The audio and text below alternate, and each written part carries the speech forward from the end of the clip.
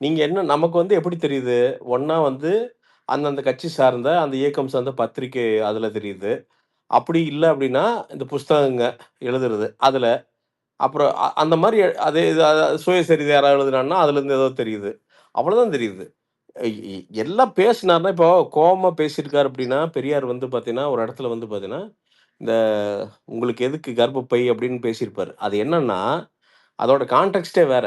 என்ன மேட்டர்ன்னா, நெறைய அப்போ அப்போ வந்து நெறைய குழந்தைங்க பெத்தங்காட்டிக்கு வந்து பார்த்தீங்கன்னா, அ பெண்ணுங்களுக்கு வந்து பார்த்தீங்கன்னா, அந்த கர்ப்பப்பையே கீழ இறங்கிருமாம்.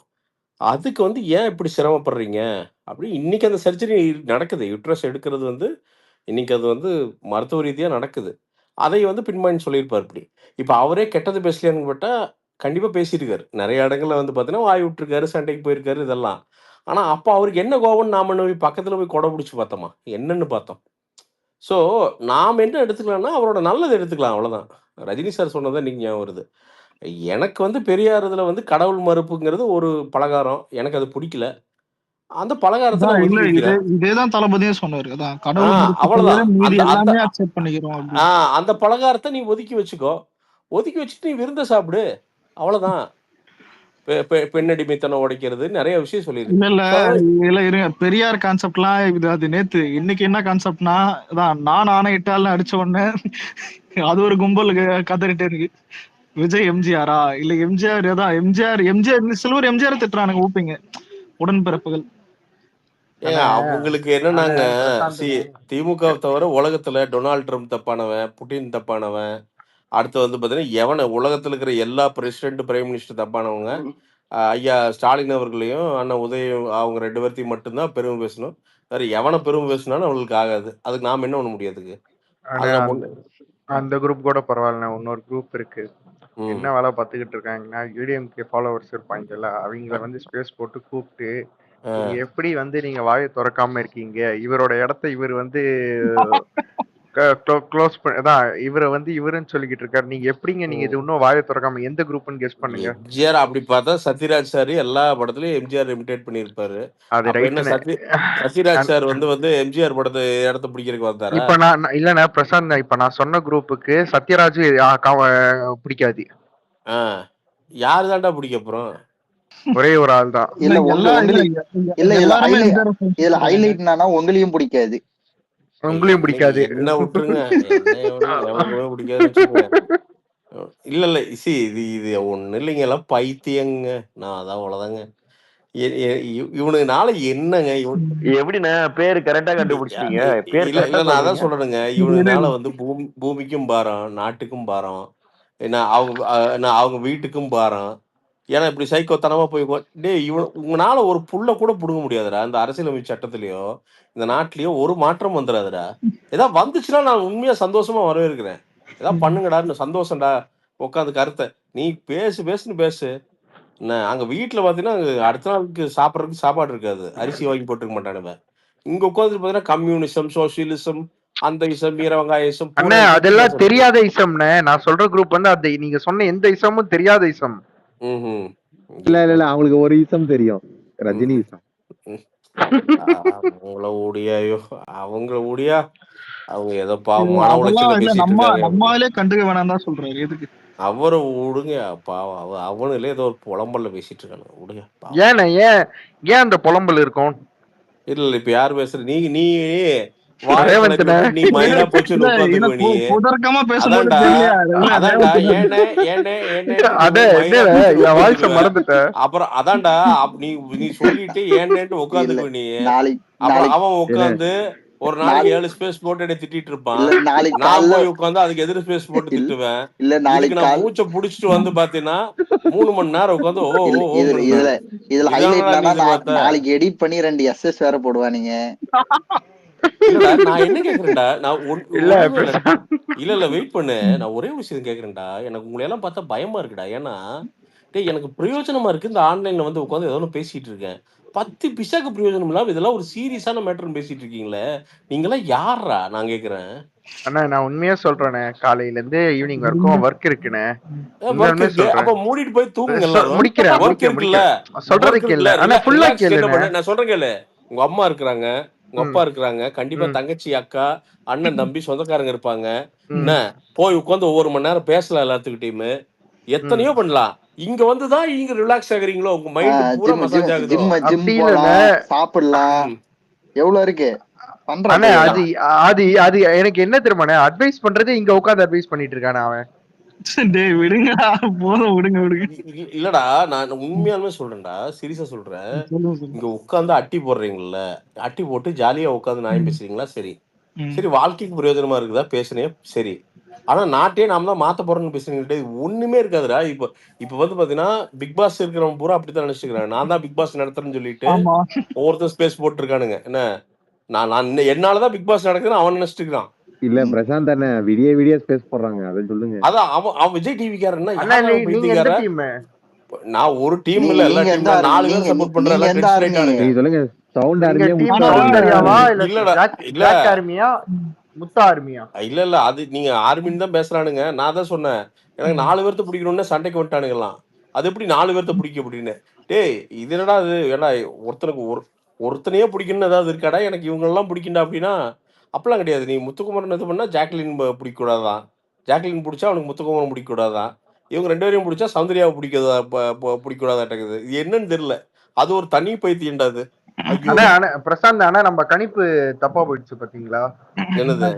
நம்ம பிக் பாஸ் ஸ்டார்டிங் ஸ்பேஸ்ல ஜாக்லின் தான் வந்து இந்த இந்த சீசனோட மொரட்டு கண்டென்ட் கொடுப்பாங்க அப்படின்னு நம்ம பேசிக்கிட்டு இருக்கோம். உனக்கு என்ன ஆமா. பவர் அப்படின்னு சொல்லுவாரு. கடைசியில அப்படி ஒண்ணும் நடக்கலையேன்னு. இல்ல பட் ஆனா அந்த பொண்ணுக்கு பெரிய ஃபேன் பேஸ் அமைஞ்சு போச்சே. நல்ல அண்ணா ஃபேன் பேஸ் இருக்கு. இப்ப நடந்தது வந்து பாசிட்டிவ் விதத்துல நடந்திருக்குன்னு. நம்ம ஆமா. ஆக்சுவலா இனிஷியல் டேஸ்ல வந்து ஏதாவது இல்ல பஞ்சாயத்து வச்சுக்கிட்டே இருப்பாங்க. அது நண்பா, அதெல்லாம் எல்லாத்தோட கெஸ்ஸும் மாறும் நண்பா. ஏய் நான் பெரிய ராவந்த், கடவுள் கிடையாது நண்பா. இங்க பாரு ராவந்த். ஆனா ஒரு நிமிஷம்ண்ணே. ரேவந்த் நேத்து பிக் வரைக்கும் பாஸே இரு முடிஞ்சிருச்சு. இரு அட இல்ல இருடா. நேத்து வரைக்கும் வந்து இங்க இருக்கிற பாதி பேர் வந்து இது கூட தான் வந்து ஜனநாயகம் கூட தான் வந்து பகவந்த் கேசரி ரீமேக்குன்னு பேசிக்கிட்டு இருந்தாங்க. இன்னைக்கு ஒப்பீனியனை மாத்திக்கலையா? எல்லாம் அப்படிதான்டா. சரி அண்ணா, இத பத்தி சொல்லுங்கண்ணே. நேத்து வரைக்கும் பகவத் கேசரின்னு நினைச்சிட்டு இருந்தாங்க, இன்னைக்கு அது அப்படியே மாறிடுச்சு. பகவத் கேசரியா? என்னடா கேசரி அது? என்னடா அல்வா கேசரி மாதிரி சொல்றீங்க? மாலையா படம் ப்ரோ. அது ரீமேக்கா?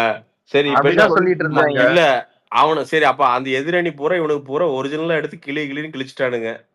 ஒரிஜினலா அவனுக்கு ஸ்கிரிப்ட் எழுதி இந்த 15 வருஷமா கிழிச்சிட்டானுங்க. இப்பதான் பகவந்த் கேசரி பொறுத்தா இவனுக்கு டென்ஷன் ஆகுது. டேய் நீங்க எடுத்ததே பூரா ஹாலிவுட் படம்டா. டேய் எல்லாம் எடுத்தோம்னா ஒரு 10 ஹாலிவுட் படம் எடுத்தோம்னா அது பூரா காப்பிடா. டேய் சும்மா எதனா பேசிக்கின்னு என்னடா டேய். டேய் தமிழ் சினிமாவே அதான்டா. ஒரு 50% தமிழ் சினிமாவே அங்கிங்க அடிச்சு அங்கிங்க ஒட்டி ஸ்கிரீன் பிளே மாத்தி விட்டு. ஏன்னா நான் நான் வந்து ஒரு 4-5 டைரக்டர் கூட உட்கார்ந்துருக்கிறேன். அதனால இவனுக்கு எப்படி ஸ்கிரிப்ட் எழுதுவானுன்னு நான் கண்ணு முன்னாடி பார்த்துருக்கிறேன். ஒண்ணுமே கிடையாது. ஒரு 5 நாள் ஃபிலிம் வாட்சிங் செஷன். அதுல வந்து பாத்தீங்கன்னா இருந்து ஒவ்வொரு எலிமெண்ட் உருவி அங்கிருந்து அந்த ஸ்கிரிப்டுக்கான மூளை பிறக்கும். அதை இல்ல ப்ரோ, டெவலப் இல்ல பண்ணுவானுங்க. நிறைய பேர் அரசியல் டைலாக் தான் இருக்கும், படம் அரசியல் இருக்காதுன்னு நினைச்சாங்க. பார்த்தா போஸ்டர்ல இருந்தே ஸ்டார்டிங்லயே தான் நண்பா, அரசியல் இல்லாம இருக்காது நண்பா. அது வந்து அவரோட முன்னோட்டம் நண்பா. நீங்க சரி நல்லா தெரிஞ்சுக்க. நீ அந்த படம் வர்றப்ப என்னென்ன பிரச்சனை நடக்குதுன்னு மட்டும் பாரு. எல்லாமே நடக்கும். ஏன்னா அது எப்படி டைம் பண்ணுவாரு தெரியுமா அவரு? நான் சொல்றேன் பாரு. கரெக்டா எலெக்ஷனுக்கு 2026 தானே, 27, 26 ஏப்ரல் மே வந்துடும் எலெக்ஷன். கரெக்டா? அப்ப என்ன பண்ணுவார் தெரியுமா? 2026 பொங்கல் கொடுவார் பாரு. கரெக்டா? ஆனா எனக்கு என்னன்னா அதுதானே நிச்சயமா சேஃபர் பெட். பொங்கல் தான் சேஃபர் பெட். நண்பா சேஃப் நண்பா. இங்க ஒரு விஷயம் நல்லா தெரிஞ்சுக்க. இனி வந்து விஜய் லைஃப்ல சேஃப் எல்லாம் கிடையாது. அவ்வளவுதான். இல்லண்ணே, அவங்க எலெக்ஷன் முன்னாடி ரொம்ப நோண்ட கூடாதுன்னு ஒரு தாட் இருக்கும். அப்படிலாம் கிடையாது. அதெல்லாம் கிடையாது. நீ ஒரு ஆட்சி வந்து நீ எலெக்ஷன் கமிஷன் பக்கத்துல நீ அந்த எலெக்ஷன் கமிஷன் வந்து கண்ட்ரோல் எடுக்கிற வரைக்கும், அந்த கடைசி நாள் வரைக்கும் ஒரு ரூலிங் கவர்மெண்ட் நினைச்சுன்னா என்ன வேணா பண்ணலாம். இதான் யதார்த்தம். சரியா? ஆனா இனி என்ன மேட்டர்னா, இனி வந்து இந்த சேஃப் பெட் விளையாட்டுல விஜயண்ணா விளையாட முடியாது. ஏன்னா நீ வந்து ஒரு நியூட்ரல் ஸ்டாண்ட் எடுத்து இது வரைக்கும் வந்து திமுகவை வந்து விமர்சிக்காமையே ஒரு முன்னாடி போயிட்டே இருந்தார் அப்படின்னா, ஆப்வியஸ்லி கண்டுக்க மாட்டாங்க. ஓகே ரைட், ஸ்மூத்தான ரிலீஸ் எல்லாமே இருக்கும். நீ நேரடியாவே வந்து அவங்க ஃபர்ஸ்ட் ஃபேமிலி தாக்கியாச்சு. அப்படிங்கிறப்போ அவங்க பெரும் பணம் பலம் கொண்ட ஒரு கட்சி அது. அப்படிங்கிறப்ப அவன் அவனோட பணத்தை ஃபுல்லா யூஸ் பண்ணி பார்ப்பான். என்னென்ன பவர் இருக்கோ எல்லாத்தையும் யூஸ் பண்ணுவாங்க. என்னென்ன இருக்கோ எல்லாத்தையும் யூஸ் பண்ணுவாங்க. அது நீ பெரிய போராட்டமா இருக்கும். ஆனா இந்த படம் வந்து ஜனநாயகன் ரிலீஸ் எல்லாம் வந்து மிகப்பெரிய போராட்டமா இருக்கும். மிகப்பெரிய போராட்டத்துக்கு அப்புறம் தான் ஐ மீன் ஸ்மூத்தா ரிலீஸ் ஆச்சுனாலும், அதுக்கப்புறம் ஏதோ ஏதோ நான் பஞ்சாயத்து இல்லாம அந்த படம் இருக்காது. பட் அதுதான் அரசியல். அது பண்ணி தான் ஆகணும். வேற வழியே கிடையாது. ஆப்ஷனே கிடையாது. அதான் இல்ல இன்னுமே அண்ணா இறங்கி பண்ணணும். இன்னும் அதான் இப்ப இல்ல இன்னைக்கு பாருங்க. படத்துல ஏதாவது டைலாக் போட்டு வச்சிருந்தா கூட எதுக்கு ஏதாவது ஆச்சாங்க அதுக்கு ஒரு கம்ப்ளைண்ட் இருக்கும். ஏதாவது ஒன்று இல்ல புறம்புறது நிறைய இருக்கு நண்பா. நீ நல்லா தெரிஞ்சுக்க நண்பா. BJP, DMK 2 and Co. ம். இதை நீ புரிஞ்சுக்கணும். நீ இது நல்லா தெரிஞ்சுக்கணும். ஒரு விஷயம் நல்லா தெரிஞ்சுக்க. அவங்க வந்து சும்மா வெளியில தான் அதெல்லாம் இதை அதை அன்கோன்னா நான் அது வந்து தப்பா சொல்லல. அரசியல் இது யதார்த்தம் அது. அரசியல் யதார்த்தம் இது. நீ வந்து சென்ட்ரல் கவர்மெண்ட் கூட அன்கோவா இருந்தீங்கன்னா தான் இங்கெல்லாம் கீழே வேலை நடக்கும். அப்படிங்கிறப்போ அவங்க அன்கோ. அப்படிங்கிறப்போ நீ சென்சர் சர்டிஃபிகேட்ல இருந்து எல்லாம் பிரச்சனை வரும். எங்க இருந்து பிரச்சனை வருதுன்னு தெரியாது, ஆனா வரும். கண்டிப்பா வரும். இதை மியூட் பண்ணு, அதை மியூட் பண்ணு, இதை தூக்கு, அதை தூக்கு, மகுடி ஊதி. நீ ரொம்ப சிம்பிள். இந்த அரிட்டாப்பட்டி அதை எடுத்து பாரு. அதை எடுத்தினாவே இவங்க என்னன்னு தெரியும். அதாவது அவன் திட்டம் அறிவிக்கிறான், சரியா? கிளீனா ஏன் அப்பா திட்டம் அறிவிக்கிறப்ப அரிட்டாப்பட்டி அவனுக்கு எங்க இருக்குன்னு தெரியாதா? அது வந்து அந்த அரிட்டாப்பட்டி வந்து திட்டம் வந்தா அங்க இருக்கிறவன் வந்து பாதிக்கப்படுவான்லாம் மத்திய அரசாங்கம் தெரியவே தெரியாதா? சரியா? அவன் அறிவிக்கிறான். இவங்க என்ன பண்றாங்க? சைலண்டா இருக்காங்க. மக்கள் பல்ஸ் என்னன்னு பாட்டு எதிர்க்கிறவனை ஃபுல்லா கேஸ் போட்டாச்சு. மிரட்டுறது கேஸ் போட்டாச்சா? எல்லாம் கேஸ் போட்டாச்சா? 2 பேர் என்ன பண்றாங்க ஜாயின் பண்ணி இந்த திட்டத்தை நிறைவேற்றினா, ஏன்னா மேல ஒரு கட்டிங் இருக்கும், கீழே ஒரு கட்டிங் இருக்கும். இந்த கட்டிங்க்கு தான், வேற ஒண்ணும் இல்ல. மக்கள் நலன் எங்க வந்தது? அது எப்படா இப்ப மட்டும் மக்கள் நலன் வந்துச்சு உங்களுக்கு 2 பேர்த்துக்குமே? திடீர்னு மக்கள் நலன் என்ன மக்கள் நலன்? அப்படி ஏன் கேஸ் போட்ட? அத்தனை பேர்த்து மேல எதுக்கு கேஸ் போட்டீங்க? அதுல வந்து யாராவது ஒருத்தன் வந்து உண்மையாலுமே அப்ராணி இருப்பான் அதுல கேஸ் போட்டவன். அவன் பயந்துருந்தான், வாழ்க்கையை தொலைச்சிருந்தா இன்னைக்கு வாபஸ் வாங்குறேன்னு சொல்றீங்க. இத்தனை நாள் அவனோட மன உளைச்சல், கேஸ் போட்டதுல இருந்து இத்தனை நாள் மன உளைச்சல். அவனுங்க சென்ட்ரு பிஜேபி குரூப் எவ்வளவு அழுகாப்புல, எங்கள் அண்ணாமலை அண்ணன் வந்துதான் அரிட்டாப்பட்டி மலை மீது உட்கார்ந்துதான் எங்கள் அண்ணன் தான் வந்து அரிட்டாப்பட்டியை நிறுத்தினார். நீங்க ஆரம்பிக்கவே வேண்டாமேடா, எதுக்கு நிறுத்துறீங்க? நீங்க ஆரம்பிக்காமயே அண்ணாமலை அண்ணனுக்கு வந்து தெரியாதா? இவ்வளவு அண்ணன் ஸ்டாட்டிஸ்டிக்ஸ் பேசுற அண்ணன் வந்து பாத்தீங்கன்னா ஆரம்பிக்கும் போதே வேண்டாங்க அப்படின்னா முடிச்சதுல அவ்வளவுதானே? அப்போ உண்மையாலுமே பாராட்டுவோம், நம்ம 100% பாராட்டுவோம். அது கிடையாதுங்க.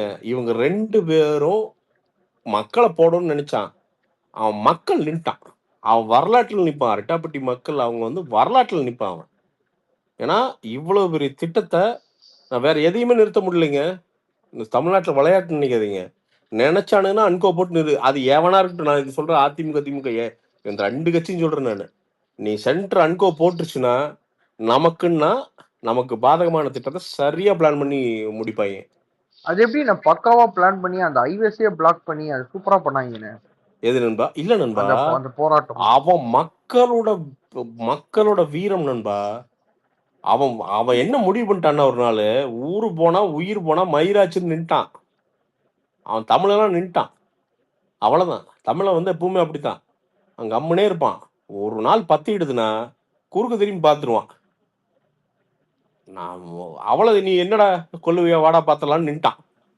அவன் நிக்கவும் தான் இவனுக்கு ஆடிடுச்சு. வேற ஒண்ணுமே கிடையாது. இதுல வந்து பாத்தீங்கன்னா 2 ஐயோ இந்த பக்கம் இவங்களை கேட்டா திமுக கேட்டா ஆஹா பாத்தீர்களா எப்படி நிறுத்தினோம் பாத்தீர்களா அப்படின்னு போய் ஐயா முதல்வர் ஐயா போய் பேசுறாங்க.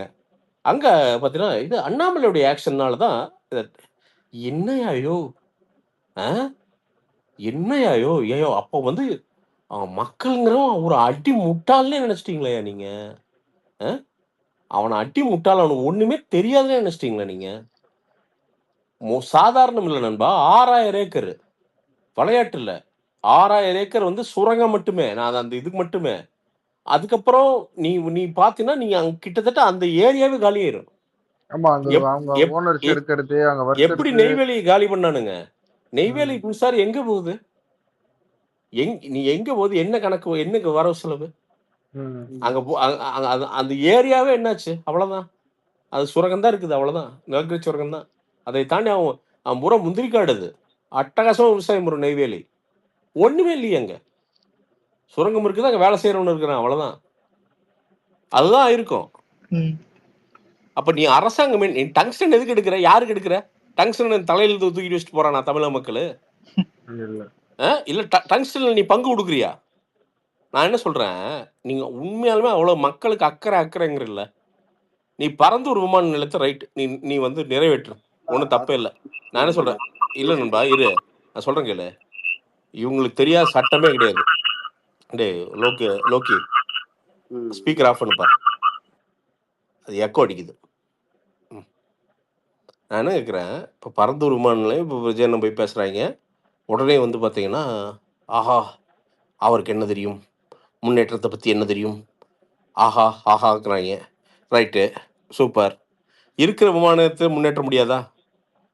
எங்க சரி சென்ட்ரல் கவர்மெண்ட் தான் பண்ணல, ஸ்டேட் கவர்மெண்ட் ஒரு 100 கோடி ஒதுக்கு, எல்லாம் ரெடி பண்ணு ஃபர்ஸ்ட் இருக்கிறத.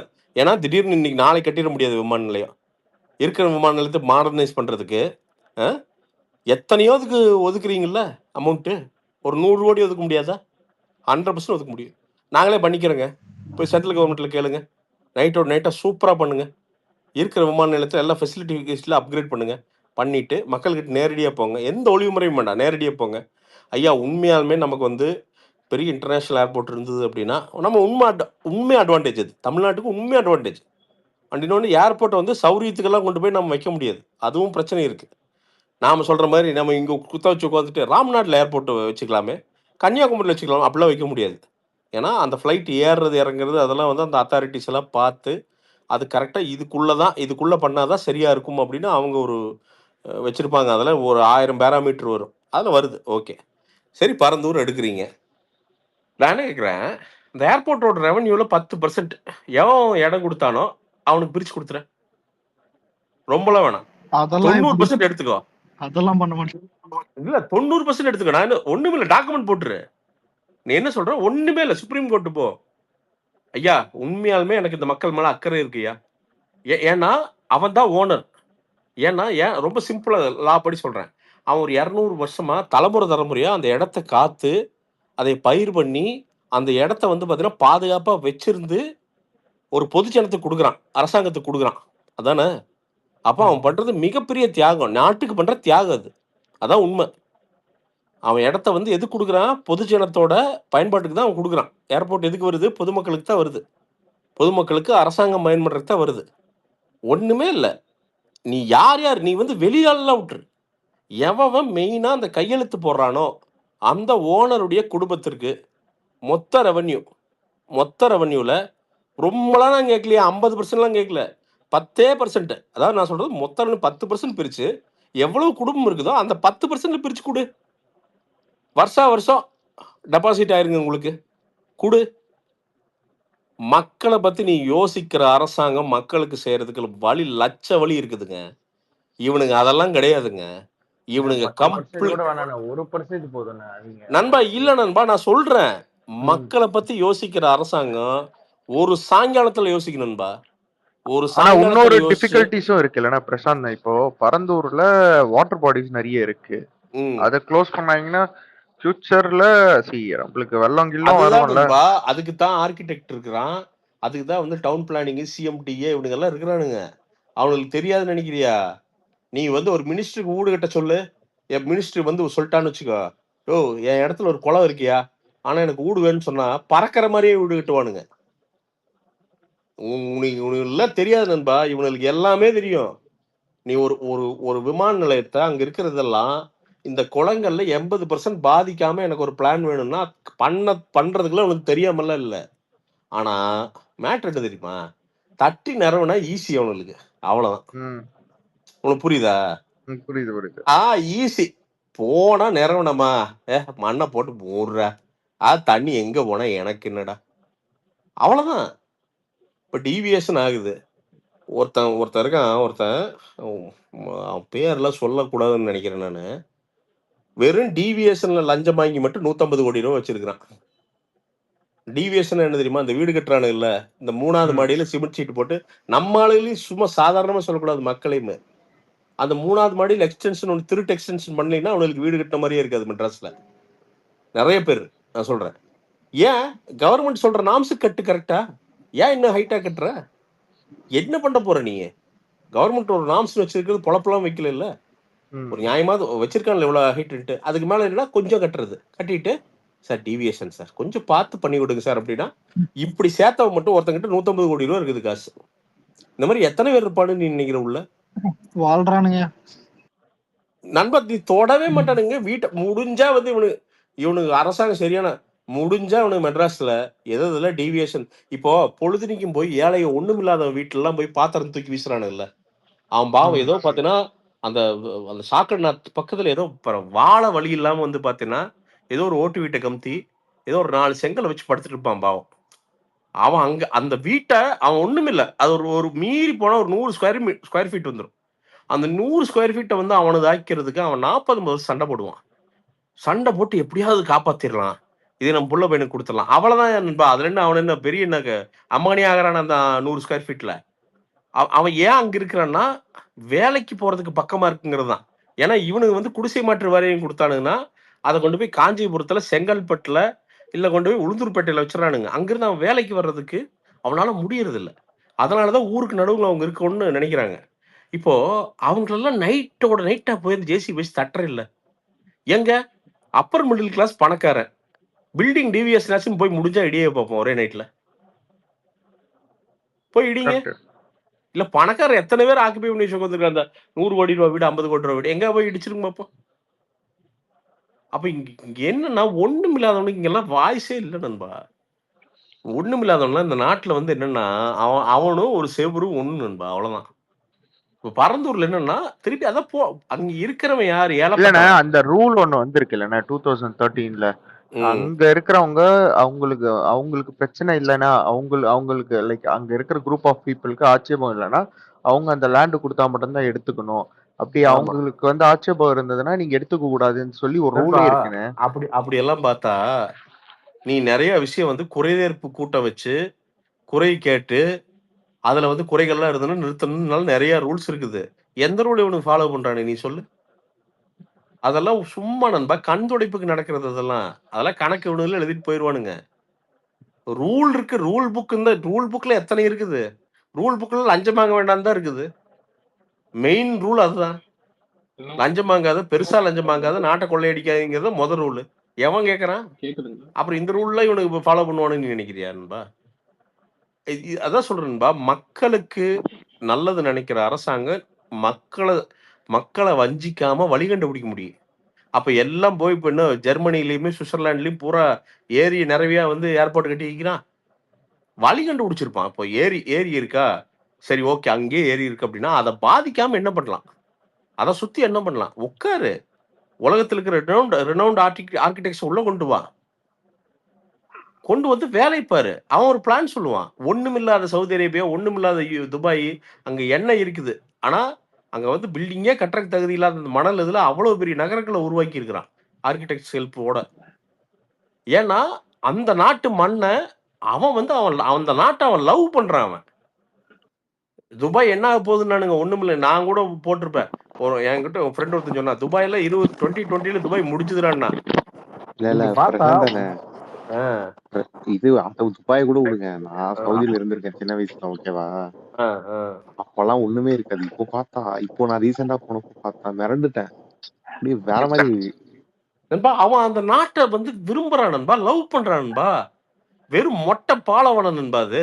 அந்த மொட்டை பாலைவனத்துல மரம் நெட்டி செடி நெட்டி அதுல வந்து பாத்தீங்கன்னா ஈகோ ஃப்ரெண்ட்லி ஏதாவது பண்றதுக்கு ரெடி பண்ணி சைனால வந்து பாலைவனத்துல கொண்டு போய் மரத்தை நெட்டி காடாக்கிட்டு இருக்கிறானு. சைனால பாலைவனத்தை பூரா வந்து திருப்பியும் வந்து காடாக்கி நிலமாக்க தரிசு நில மீன் பயன்படுற நிலமா மாத்துறதுக்கான வேலையில அவன் பார்த்துட்டு இருக்கிறான். நாம இங்க உட்காந்துட்டு வந்து என்னன்னா ஃபேக் நேஷனலிசம் நண்பா. சும்மா பாத்தீங்கன்னா ஒரு நாள் செஸ்ட்ல கொடியை குத்திட்டு வீரமா பேசுறது, சைனாக்காரன் மோசமா பேசுறது. அவன்லாம் எங்கேயோ போயிட்டான். சைனாக்காரன்லாம் நமக்கு 50 வருஷத்துக்கு முன்னாடி இருக்கானுங்க. அவன்லாம் அங்க போயிட்டு அவன் உழைப்புலையும் அவன் என்னவோ பண்ணிட்டான். அவன் ஏதோ ஒரு ஆட்சி அவன் 50 வருஷத்துக்கு முன்னாடி போயிட்டான். அவன் நாம இங்க வந்து வெறும் வாய் தான் பேசிட்டு இருக்கோம் நண்பா. ஏன்னா பேசே தப்பு. இங்க கீழே இருக்கிற அரசாங்கம் என்னன்னா விளம்பரத்துக்கு அரசாங்கம் நடக்குது. மேல இருக்கிற அரசாங்கம் மோடிஜி இன்னைக்கு பார்த்தீங்கன்னா இது மோடிஜி பேப்பர் ஒன்று கிடந்ததால் ஜி போய் எடுத்து போட்டாராமா. அது இவனுங்க மோடிஜி செய்த அற்புத செயல் இவனுங்க. ஏண்டா ஒரு பேப்பர் எடுத்து போட்டா எல்லாம் சரியாயிருமாடா? நாரி கிடக்குதுடா. எங்க போனாலும் ஒரு ஒரு இங்கிலீஷ் சேனல்ல ஒரு ஒரு பேட்டி பார்க்குறேன். Which is the dirtiest country in the world அப்படின்னு சும்மா இங்கிலீஷ்காரங்களுக்கு கேட்குறானு. இந்தியாவை சொல்றான். அவன் ஆப்பிரிக்காவோ மறந்துடுறான். ஒருத்தன் இன்னொரு வீடியோ ஒன்று பார்த்தேன். அவன் சொல்றான், there is a saying Google மேப்ஸ்ல அந்த இதுல அந்த லொகேஷன் தெரியிற இடத்துல அந்த மேப்ல ரேண்டமா பார்த்தீங்கன்னா இந்தியாவில் எங்க பார்த்தீங்கன்னாலும் குப்பை இருக்கும் அப்படின்னு சொல்றான். சொல்லிட்டு பார்க்குறான். அவன் பார்க்குற 10 இடங்கள்ல 8 இடத்துல குப்பை நிக்குது. அப்ப நீ 15 வருஷமா பார்த்தீங்கன்னா தேஷ் தேஷ் தேஷ் தேஷ் தேஷ்ங்கிறில்ல. அப்ப குப்பையெல்லாம் ஒழிச்சிருக்கணும். நீ ஒரு பாலிசி கொண்டு வந்திருக்கணும். நீ கொண்டே வர முடியாத உன்னால. நோட்டை மாத்துறதுக்கு நைட்டுக்கு நைட்டா பாலிசி வந்தது இல்ல. குப்பை ஒழிக்கிறதுக்கு 5 வருஷம் ஒரு பாலிசி வரவே வராதா? பண்ணவே முடியாதா? அதைய சாதிக்கவே முடியாதா? என்ன நண்பா இவனுக்கு அந்த வில்லிங்னஸ் எல்லாம் இல்ல நண்பா. அதெல்லாம் ஒண்ணும் கிடையாது இவனுங்க. அதே சிஸ்டம், அதே ஐஏஎஸ் ஆஃபீஸர், ஐபிஎஸ் ஆஃபீஸர், அதே சிஸ்டம். அந்த சிஸ்டத்தை மாற்ற மாட்டானுங்க. இன்னைக்கு நீங்க அங்க போய் அந்த ஒரு டொனால்ட் ட்ரம்ப் வேற பதவி ஏத்துட்டு அவனை நீ பிடிக்குது பிடிக்கல என்ன ஸ்பீட்ல வேலை செய்யறான் தெரியுமா? 2வது நாள் அந்த லாஸ் ஏஞ்சல்ஸ் ஏதோ பத்தி எரிஞ்சிருக்குது. அங்க போய் உட்காடுறான். மேயர் கூட உட்காடுறான். உட்காந்துட்டு நேரா பேசுறான். உங்க வீட்டை ஏன் தண்ணி இல்லை, என்ன பிரச்சனை? நேரா உட்காடுறான். ஒரு பிரசிடென்ட், அத்தச்சோடு நாட்டோட பிரசிடென்ட் போய் உட்காடுறான் 2வது நாள். இங்க என்னன்னா ஜி வந்தார், குப்பையை பெருக்கினார். ஜி வந்தார். ஜி வந்து பார்த்தீங்கன்னா இன்னைக்கு வந்து என்ன வியட்நாம் பிரதமர் வியந்தார். வியட்நாம் பிரதமர் வியந்தார். என்னடா வியந்தார் வியட்நாம் பிரதமர்? யாரா அவனுக்கு நம்மளுக்கு கூப்பிட்டு? வியட்நாம் எப்படி இருக்கு தெரியுங்களா? வியட்நாம் வந்து அவ்வளவு வந்து அதான் பின்தங்கிய நாடுன்னு சொல்ற வியட்நாம் வந்து இன்னைக்கு வந்து பாத்தீங்கன்னா நீ ஒரு டூர், நான் இன்னைக்கு சொல்றேன், நீ இங்கிருந்து இந்த கோவா போறதுக்கு, பிஞ்சு போன கோவா போறதுக்கு என் ஃப்ரெண்ட்ஸ் நிறைய போனங்காட்டி சொல்றேன், வியட்நாம் போங்க. சாப்பாடு கிளீனா இருக்கும். 5 ஸ்டார் ஹோட்டல் 5000 ரூபா 6000 ரூபா மேக்சிமம். நான் சொல்றது 5 ஸ்டார் ஹோட்டல் சொல்றது. அட்டகாசமான ரூம் மொத்தமா சேர்த்து 50 to 75,000 ரூபா. இங்க செலவு பண்றதுல 2 லட்சம் ரூபாய்க்கு என்ன கிடைக்குமோ அது அங்க 75,000 ரூபாய்க்கு அவன் தந்துடுறான். பாதுகாப்போட உங்களுக்கு திருப்பி அனுப்பிச்சு வச்சிடறான். வியட்நாம்ல டப்பா கண்ட்ரின்னு சொல்ற வியட்நாம் தன்னோட அரசை சரி பண்ணி இங்க வந்து நிக்குது. அது நம்ம என்ன எப்ப பாரு நெஞ்ச புடைச்சிட்டு இந்தியாவோட பெருமை தெரியுமா? என்னடா தெரியுது பெருமை? என்னடா தெரியுது? எங்க போனா குப்பை கிடக்குதுடா. வேற என்னடா தெரியுது? சரி, மக்கள் என்னடா பண்ணுவான் கேட்டா, மக்களை வந்து ஒரு வகையில குறை சொல்லலாம். ஆனா அவன் தான் என்ன பண்ணுவான்? அவன் 2வது குழந்தை பெக்கிறதுக்கு பயந்துட்டு உட்காந்துருக்கிறான் மக்கள். இதுதானே உண்மை. நீங்க சொல்லுங்க. வீட்டுல வந்து குடும்பமா இருக்கிற எல்லாரும் சொல்லுங்க. 2வது குழந்தை பெத்துக்கிறதுக்கு எவ்வளவு பயமா இருக்குது குடும்பத்துங்கள்ல. ஒரே காரணம் என்ன தெரியுமா? காசு நம்மளால சம்பாதிக்க முடியுமா முடியாதா? ஏன்னா இந்த அரசாங்கம் எதுலையுமே நமக்கு சப்போர்ட் பண்ணாது. நாம எப்படி வளர்க்கறது பிள்ளைய? இது எத்தனை கவலையோட எத்தனை பேர் உட்காந்துருக்கான்னு தெரியுங்களா? என்னடா அரசு நடத்திட்டீங்க? அப்போ என்னதான்டா பண்ணிட்டீங்க மக்களுக்கு? பொழுதுனிக்கு கேளுங்க. புடுங்கி தள்ளிட்டோம். என்னதான்டா புடுங்குனீங்க மக்களுக்கு? செத்து சுண்ணாம்பாகிறானுங்க எல்லாரும். இந்த ஓட்டச்சட்டியை போட்டுதான் எல்லாம் போறானுங்க வேலைக்கு. இதுதான் உண்மை. எல்லாரும் ஓட்டச்சட்டி ஒன்று வச்சிருப்போம். இந்த ஜட்டி போய் டக்குன்னு மாத்துறதுக்கு 100ல 90% ஆளுக்கு காசு இல்லைங்க. அவன் ஹைஜீனா நீட்டா இருக்குன்னு தான் நினைக்கிறான். காசு இல்லைங்க. அதாங்க பிரச்சனை. ஏன்னா நாடு வரவு செலவு கரெக்டா இருந்தா தாங்க கீழே காசு வரும். தின்னு தீத்து மேலே தீத்துட்டா கீழே எப்படிங்க காசு வரும்? சாதாரண மக்களுக்கு, சாதாரண பொதுஜனத்துக்கு எங்க மேலே தின்னுறானுங்க. அந்த நாட்டோட 10% வந்து 90% மக்கள் காசு அங்கேயே தின்னுறான். தின்னு தீத்து அவன் புள்ள பையன் பேரன் பேத்தி பூரா சுவிட்சர்லாண்டு அமெரிக்கா பூரா கோர்ஸ் அனுப்பிச்சிடறான். இல்ல வாழ்க்கையை செட்டில் பண்ணிடுறானுங்க எல்லாருமே. பணக்காரன் பூரா துபாயில கோல்டன் விசா பிளாட்டினம் விசா எடுத்து அங்க போய் குத்த வச்சிடறானுங்க. எல்லாம் நம்ம உழைப்புல பெருசானவன் 100 கோடி 300 கோடி 500 கோடி இருக்கிறவன் பூரா அங்க போய் உட்காந்துக்கிறான். இங்க கீழே இருக்கிறவன் யாரு? வெறும் அடிமட்ட லேபர், அவ்வளவுதான். என்ன சுகத்தைங்க நீங்க கண்டிருப்பீங்க? நீங்க மிடில் கிளாஸ், நான் லோவர் மிடில் கிளாஸ் கேட்கறேன். என்ன சுகத்தை நீங்க வாழ்க்கையில் கண்டிருப்பீங்க? உங்களுக்கு உண்மையாலுமே ஆசை எனக்கு தெரியும். டீசெண்டா இருக்கணும், டீசெண்டா போகணும் வரணும், இதெல்லாம் ஆசையா தான் இருக்கு. வயிறு காசு இருக்கணும்ல. என்ன பண்ணுவ? நான் எதுக்கு 100 200 துணி வாங்கி போடுறேன்? ஏதோ ஒன்று போங்கடா, ஏதோ ஒன்று தப்பிச்சா போகுதுன்னா நீ ஏன் ஓடுறேன்? ஏன் அந்த அர்ஜென்சி? எதுக்கு அந்த அர்ஜென்சி? ஏன்னா என்கிட்ட காசு இல்லை. காசு இருக்கிறவன் பூரா பொறுமையாக பேசுவான். அந்த டஸ்ட்பினில் எடுத்து அப்படி போடலாம்ல, நீட்டாக ஆர்கனைஸ் பண்ணலாம்ல. டேய் ராசா, உங்ககிட்ட உன் பேங்க்ல இருக்குண்டா காசு. நீ அதனால உனக்கு பொறுமை இருக்கு வாழ்க்கையில். ஏன்னா உனக்கு டைம் இருக்கு. எனக்கு டைம் கிடையாதுடா. நீ டைம் எப்படியும் விலைக்கு வாங்கிட்ட. எனக்கு அப்படி கிடையாது. நான் 30 நாள் ஓடினாதான் அந்த 30வது நாள் சம்பளம். நான் என்னை சொல்லல. நான் கூட அப்பர் மிடில் கிளாஸ். நான் சொல்றது மிடில் கிளாஸ் கீழே சொல்கிறேன். அவன் அந்த 5,20,000 ரூபாய்க்கு அந்த 30 நாள் ஓடியே ஆகணும். அப்போ ஓடுறங்கிறது டெஸ்பரேஷன் தான் அங்கே இருக்கும். அவனுக்கு இதெல்லாம் சரி பண்ணணும்னு எப்படி இருக்கும்? அப்போ இது எவன் காரணம்? இவ்வளவு பேசுறானுங்க. எத்தனை பேர் கவர்மெண்ட் ஹாஸ்பிட்டல் போறீங்க? மனசோட்டு சொல்லுங்க. நம்பிக்கையா எவ்வளவு பிரச்சனைனாலும் சரி கவர்மெண்ட் ஹாஸ்பிட்டல் போயிடலாம். இதெல்லாம் பேசிக் இல்லைங்களா? இத்தனை சம்பளம் கொடுக்குது கவர்மெண்ட் டீச்சர்ஸ்க்கு. என்ன ஈர வெங்காயத்துக்கு நம்ம பிரைவேட் ஸ்கூல்ல சேர்த்தணும்? நம்ம டாக்ஸ் பண்ணி தான் வந்து போகுது. அப்ப எல்லாரும் நம்ம பிள்ளைங்க வந்து கவர்மெண்ட் ஸ்கூல்ல தானே படிக்கணும். எதுக்கு பிரைவேட்ல சேர்த்துறோம்? ஒரு டீச்சருக்கு 60,000 70,000 சம்பளங்க, இல்ல 40,000 சம்பளங்க. ஆமா, நாம தான் கொடுக்குறோம். நம்ம டாக்ஸ் பண்ணில இருந்து அங்க போகுதுங்க சம்பளம். அதுக்கு மேலே போகும் ப்ரோ. நான் சொல்றேன், அவங்கள தப்பு சொல்லல. அப்போ அப்படி வந்து அப்படி கொடுக்கறப்போ அப்படி கல்வி தரத்தை வந்து அரசாங்கம் கொண்டு வந்திருக்கணும் இல்லைங்களா? நாம் எதுக்கு பிரைவேட் ஸ்கூல் போகணும்? அப்ப கல்வியும் மருத்துவம் வந்து கொஞ்சம் மலிவு விலையில கிடைச்சாலே நாம ஃப்ரீயா இருப்போமேங்க, செக்யூர்டா இருப்போமே. நம்ம புள்ள பசங்களுக்கு வந்து இன்னைக்கு என்ன பிரச்சனை? 85,000 எல்கேஜி யூகேஜி 1.25 லட்சம் 1.5 lakhs மேடம். அதுக்கு வந்து பார்த்தீங்கன்னா இப்போ இவனுக்கு பூரா வாட்ஸ்அப் வச்சுக்கிறானுங்க ஸ்கூல். இதெல்லாம் சம்மர் மார்ச் மாசமே 20% கட்டிருங்க. அப்புறம் வந்து பார்த்தீங்கன்னா ஏப்ரல் மேல வந்து பார்த்தீங்கன்னா 40% அப்படின்னு இஎம்ஐல வாங்க ஆரம்பிச்சிட்டானுங்க. அப்புறம் பூரா வந்து இப்போ இங்கிலீஷா வந்து பையன் பேசணும் அப்படின்னா அவன் கிட்டத்தட்ட வந்து பார்த்தீங்கன்னா மெட்ராஸ்ல வந்து பார்த்தீங்கன்னா எனக்கு தெரிஞ்சு 3 to 4 லட்ச ரூபா கட்டுறாங்க. அவன் செத்து போயிடுவானுங்க. அவன் மிடில் கிளாஸ் செத்தே போயிடுவான். அவன் ஏன் இப்படி பண்றான்? ஏன்னா கவர்மெண்ட்ல அதுக்கு பாலிசியே இல்லை. நீங்க 2 உருவாக்குங்கடா கவர்மெண்ட்லயே. ஒன்னு சாதா ஸ்கூலு, இன்னொன்னு பிரீமியம் பண்ணு, ஃபீஸ் வாங்கு. யாரு வேண்டான்னு சொல்றான்? இவன் 1 லட்சம் வாங்குறானா, நீ 20,000 வாங்கு, இல்ல 30,000 வாங்கு ஃபீஸ். நல்ல கல்வி கொடு. நீ கவர்மெண்ட்லயே பிரீமியம் வை, ஒன்றும் தப்பு இல்லைங்கிற நானு. நீ மலிவு விலை அரிசி மாதிரி மலிவு விலை கல்வி கொடு. ஃப்ரீயா கொடுக்க வேண்டாம், மலிவு விலை கொடு. ஒரு கேட்டகரி உருவாக்கு. பண்ண முடியாதா? எல்லாம் முடியும். எல்லாம் உங்களுக்கு தெரியும். பண்ணா அவன் வச்சிருக்கிற ஸ்கூலுக்கு அப்புறம் காசு வராதுல்ல. இவனுக்கு தான் காசு பினாமி பேர்லயும் அவன் பேர்லயும் வச்சிருக்கிறானுங்க. District 4 school வச்சிருக்கிறானுங்க.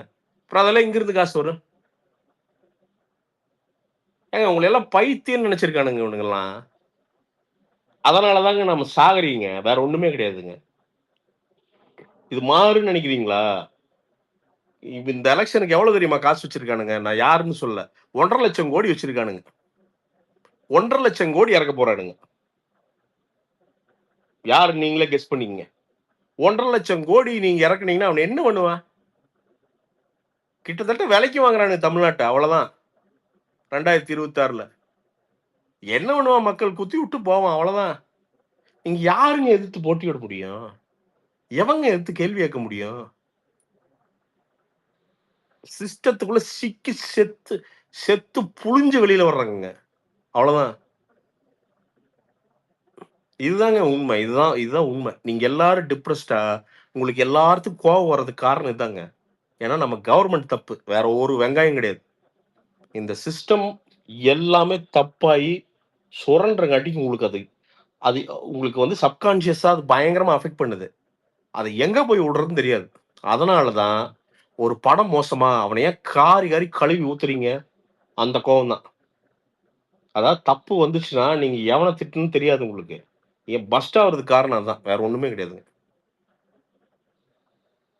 அதுதான் நீ சிஸ்டம் சரியா இருக்குங்க.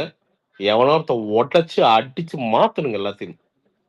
அதுக்கு மாத்திரக்கெல்லாம் விடவே மாட்டானுங்க. இவனு எல்லாருமே அனுப்போங்க. எங்க அரசியல வந்து கட்சி எல்லாம் சும்மாங்க. அதெல்லாம் லேபிளுங்க. அவ்வளவுதாங்க. உள்ள இவனுங்களோட சித்தாந்தம் ஒண்ணே ஒண்ணுதாங்க, பணம் பதவி. அவ்வளவுதாங்க. கட்சிங்கிறது லேபிளுங்க. அதெல்லாம் நீங்க அண்ணன்லாம் மாறாம இருந்தா சந்தோஷம். ஒரு பாயிண்ட்டுக்கு மேல வெறும் பணம் பதவிங்க. அது அவ்வளவுதாங்க. அதுல ஊறி பைத்தியம் ஆயிருவானுங்க அதுலங்க. என்னங்க மக்களுக்கு பண்ற? என்னதாங்க பண்ண? உட்காந்து நீங்க படிச்ச பசங்க. நான்லாம் கூட பெருசா படிக்கலைங்க. அரைகுறை தான் நான்லாம். படிச்ச பசங்க 20 பேர்த்த உட்கார வச்சு திட்டம் போட சொல்லுங்க. 20 நாள் என்னென்ன திட்டம் கொண்டு வரானுன்னு மட்டும் பாருங்க.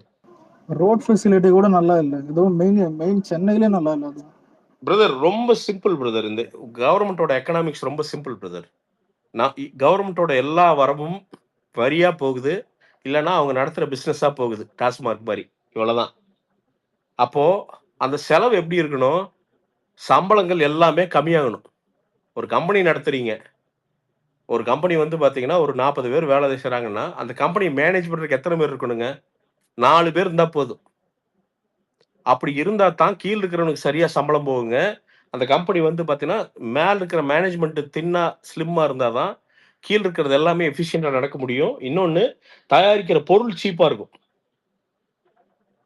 இல்லன்னா நான் வந்து 10 மேனேஜர் வச்சேன்னா இந்த மேனேஜரோட சம்பளம் பூரா பொருள்ல தான் நான் ஏத்துவேன். அதுதான் இன்ஃப்ளேஷன்ங்க. அது இவ்வளவுதான் சிம்பிள் டெர்ம்ஸ்ங்க. ஏன் இன்ஃப்ளேட் ஆகுறோம் அப்படின்னா இங்க மேட்டர் என்னன்னா 7 கோடி மக்கள மேய்க்கிறதுக்கு 1 கோடி பேர் மேல உட்கார்ந்திருக்கான். மேய்க்கிறதெல்லாம் இல்ல. மேய்க்கிறேன்னு சொல்லிட்டு 1 கோடி பேர் உட்கார்ந்திருக்கான். நியாயமா வெறும் 5 லட்சம் பேர் இருந்தா போதும். எல்லாம் சரி பண்ணிடலாம். 1 கோடி பேர் உட்கார்ந்து உங்க காசு அங்க மேலேயே தின்றுறான். இப்ப கீழே ஒண்ணுமே கிடையாது. ஆபரேஷன் சார்ஜ் எல்லா சார்ஜும் வந்து பாத்தீங்கன்னா உங்களுக்கு வந்து விலைவாசியா மேலே நிக்குது. அவ்வளவுதான். எல்லாத்தையும் வேற என்ன பண்ண முடியும்? ஏத்து. 10 ரூபா சிமெண்ட்ல ஏத்து. கரண்ட் பில் ஏத்து. ஏத்து ஏத்து ஏத்து ஏத்து. எது இறங்காது? எப்படி இறங்கும்? எங்கிருந்து இறங்கும்? அவன் வந்து டிபார்ட்மெண்ட் ஆஃப் கவர்மெண்ட் எஃபிஷியன்சின்னு ஒரு டிபார்ட்மெண்ட் நீங்க ஆரம்பிச்சிருக்கானுங்க. இலான் மஸ்கும் விவேக் ராமசாமி உட்கார்றானுங்க அமெரிக்கால. அவனுக்கு தெரியாதுங்களா அமெரிக்காக்காரனுக்கு? உட்கார்றானுங்க. உட்கார்ந்து இந்த அவனுக்கு 32 மாசமோ 48 மாசமோ ஏதோ டைம் இருந்திருக்கானுங்க. தேவையில்லாத எல்லா டிபார்ட்மெண்ட்டையும் கட் பண்ணி தூக்கி வெளிய வீச போறானுங்க. டிபார்ட்மெண்ட்டே நான் சொல்றது. அர்ஜென்டினா பிரசிடென்ட் ஒருத்தன் ரைட் விங் தான் அவன். எக்ஸ்ட்ரீம் சங்கி மாதிரி தான் வச்சுக்கோங்களேன். ஆனா உள்ள போய் பல டிபார்ட்மெண்ட் அத்து வீசினா கவர்மெண்ட் வந்து இன்னைக்கு சர்ப்ளஸ்ல வந்து நிக்குதுங்க. டெபிசிட்ல இந்த கவர்மெண்ட் 0 கூட வரல. சர்ப்ளஸ் வந்துட்டான். ஒண்ணுமே இல்ல. வெட்டி தூக்கி வீசுனா ஒருத்தன். அந்த தில் ஒருத்தனுக்கு இருந்தது. அவ்வளவுதான். ஒரே ஒருத்தன் தான். ரொம்பலாம் பெரிய ஆள் ஒரே ஒருத்தன். அவனை கிறுக்கன்னு இவனுங்கெல்லாம். உங்க நாட்டை நீங்க நேசிச்சீங்கன்னா ஆட்டோமேட்டிக்கா உங்களுக்கு வழி தெரியுங்க. நீங்க ஒன்றும் பெரிய அறிவாளியா இருக்க வேண்டியது இல்லைங்க. உலகத்தில் இருக்கிற பூரா சித்தாந்தம் எல்லாம் பேச தேவை இல்லைங்க. எல்லாமே நீங்க எல்லாத்தையும் எதிர்த்தெல்லாம் பூரா நெஞ்ச புடைக்கலாம் பேச தேவையில்லைங்க. அவ்வளோ தேவையில்லைங்க. நான் என் மாநிலத்தை உண்மையா நேசிக்கிறேன். நான் என்னோட கடைசி மூச்சு இங்கே தான் போகும் எனக்கு. நான் தமிழன். நான் இங்கே தான் போகும். எனக்கு என்ன சண்டை போட்டாலும் நான் இங்கே தான் போகும். என் மக்கள் அவனாசியில் போனா கொட்டுறக்கு குப்பையை கொட்டுறதுங்க குப்பை தொட்டி இல்லைங்க. திருடி திங்கிறானுங்க நாய்ங்க. ஊராட்சி தலைவனுங்க குப்பை தொட்டி கிடையாதுங்க. மக்கள் அப்படியே கொட்டிட்டு போய்ங்க. எவனா ஒருத்தன் வந்து எரிச்சு விட்றான். அப்படியே லைனா ரோடுக்கு பார்த்தீங்கன்னா ட்ரெயின் ட்ராக் மாதிரி லைனா இருக்குதுங்க. இது எங்க ஊராட்சி மட்டும் இல்லைங்க. தமிழ்நாடு ஃபுல்லா ஊராட்சியில் இதுதான். இங்க ஒருத்தனை கேட்டா இங்க ஒரு மினிஸ்டர் ஒருத்தன் உட்கார்ந்து சொல்லிட்டு இருக்கிறான். என்ன சொல்றான்னா இது நம்ம கண்ணு முன்னாடி நடந்துட்டு இருக்குது. அவன் டிவியில சொல்லிட்டு இருக்கிறான். தமிழ்நாட்டுக்கு மற்ற மாநிலங்களோட போட்டி இல்லை.